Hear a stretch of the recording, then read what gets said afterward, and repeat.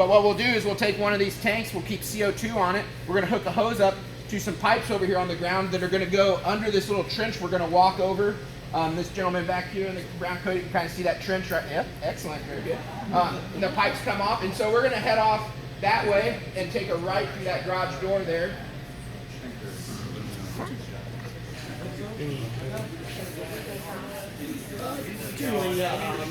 Two Liberties on Saturday and Sundays.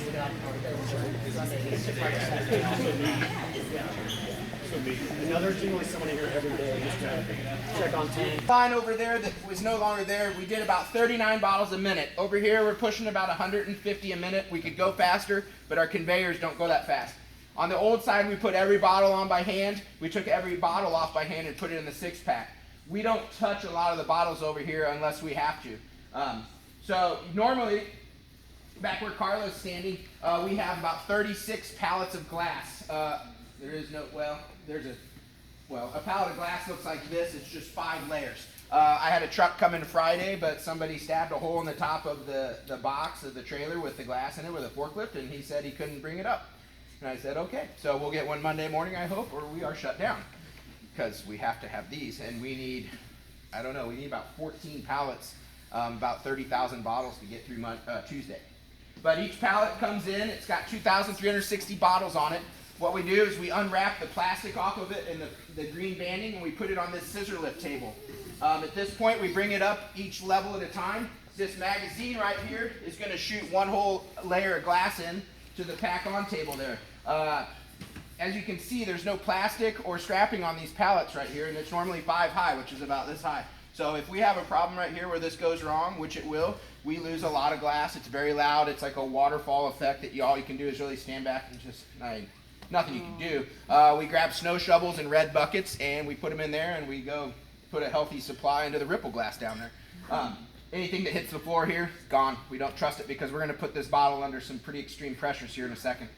The bottles head off to get single file, where they will come back. Behind Luke here, there's a printer that puts the little bottled on or Best By date on.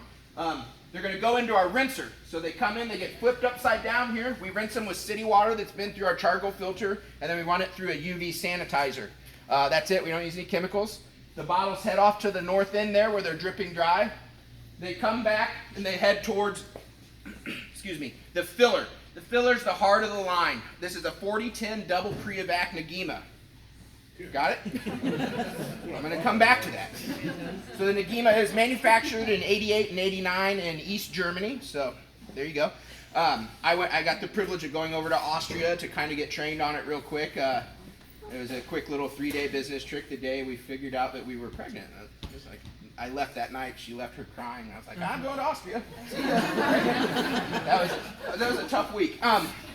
But that's personal. So there's 40 heads on their double pre-evac. Like Jeff mentioned earlier, we do not want oxygen in our beer. So double pre-evac. We're going to evacuate this bottle twice with a vacuum. So the bottle is engaged into, this is one filler valve, one of the 40. This top button is pressed by a cam that places this under a vacuum. We suck it at about negative 15 psi. Then it gets burst with a little bit of CO2 and then a secondary vacuum, and then we open up to CO2. I'm going to have to put the bottle down, but you'll get the idea. The back side of this is engaged in the bowl up there. Beer's at about 50% right here, the top and the bottom. So we have headspace up here with CO2 that's at about 30 psi, and the beer's just sitting. This valve is opened up at this point. The bottle's at the same environment as the beer up here. The beer just falls by gravity down through here. The gas that's in the bottle vents up this tube back. So it's just a transfer of gas and liquid that happens via gravity. Once the beer comes up to about that level, it traps a little package of CO2 there. This continues around. We got to take this bottle back to atmosphere now. So the valve is closed, so now the bottle's closed off from the filler bowl. This little button right here is pressed, and there's a little tiny weep hole here at the bottom. It's called a snipped. So at this point, that button's hit, the bottle goes psst, and it lets that little package of CO2 out, so it brings it back to atmosphere. At this point, the bottle comes off, goes off to get crowned. Crown is the technical word for a bottle cap. 4010 double pre-evac Nagima. 10 crowner heads. So there's these are all rotary machines, so it's going around. It comes around where it's going to get engaged and get a crown crimped on it. Our crowns come out of Greece right now, so I have to be about 7 to 8 weeks ahead of the game on ordering those, because I can't just run up the street to Home Depot and get more crowns. We could probably get a little bit of the just like plain ones from the homebrew supply, but not the ones that say Free State. At this point, our bottle is all happy. It got well, I missed it. It will foam up a little bit. Then we slam the crown down on it. So we have the pressure set, and that's helping to push any oxygen out that's trying to get in there before it gets the crown on it. So we cap on foam. We're going to slowly move this way down towards the labeling area. As you walk by, you'll see this little homemade shower that we have here to get any extra beer off the bottle and try to clean it up and just get it wetter so it's even harder to put 3 pieces of paper on it with glue. We'll kind of do that same kind of pie shape over here with everybody so you can kind of see up in here. This point we're going to head off to put 3 labels on a bottle of beer that's wet and 32 degrees. Right now it's pretty cool in this building, but guess what? We don't air condition it either. So in the summer, it's usually close to 100 degrees in here. It's usually well over 100 degrees on the brew side on the 100-degree days because we're boiling beer for 8 hours a day. It's just hot. Everything we clean with is hot, 190-degree hot liquor. So it gets pretty steamy in here. So the bottles tend to condense a lot. So putting 3 pieces of paper on is even more challenging then.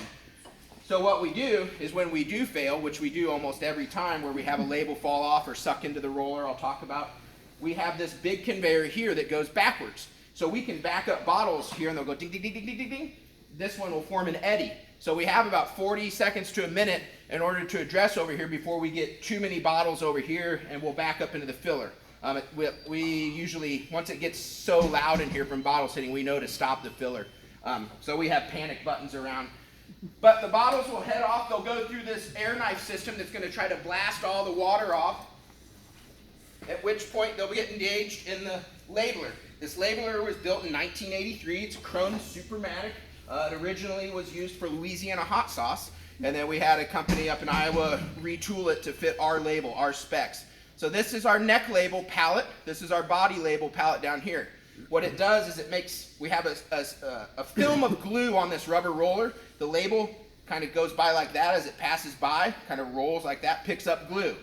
At this point, it'll turn and go into the magazine where it's going to pick up one of its labels. So you can kind of see the, I can't pick them up. The neck label is in the magazine. This comes by with the glue and is going to pick up one from the backside. This then spins around. There's a picking drum in here that peels the label off of the pallet. It spins around and indexes into a bottle. This only has 12 heads compared to the 40 heads on the filler. So this is spinning about 3.5 or a little over 3 times as fast. So it's pretty quick. When you do miss a label, you kind of turn around like, oh crap, there's 90 bottles over there without a neck label. So we have a sink over here. We'll peel the other labels off, we'll wash them, we'll put them back on because the beer's fine. It's just we try really hard to get all 3 labels on there. I'm sure we've missed one over the years, but we try. And so at this point, we have our bottles coming off at 150 bottles a minute with all 3 labels on them. They come into the drop packer.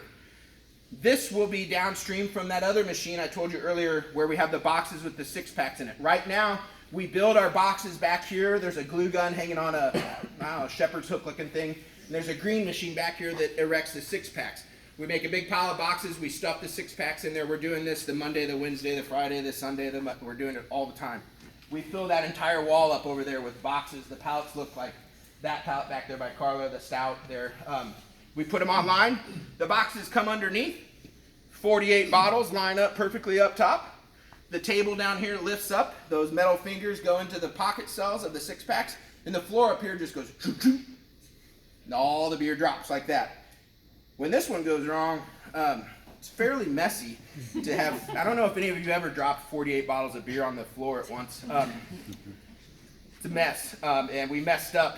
I'm standing up on this elevated area right now so we could get drainage over here from our drainage all the way back there. We had to get grade. We didn't make it big enough to house this machine, so when we do spill 48 bottles out here, we don't even have a drain. So we use shop vacs and hoses and squeegees. At the end of the day, it doesn't happen.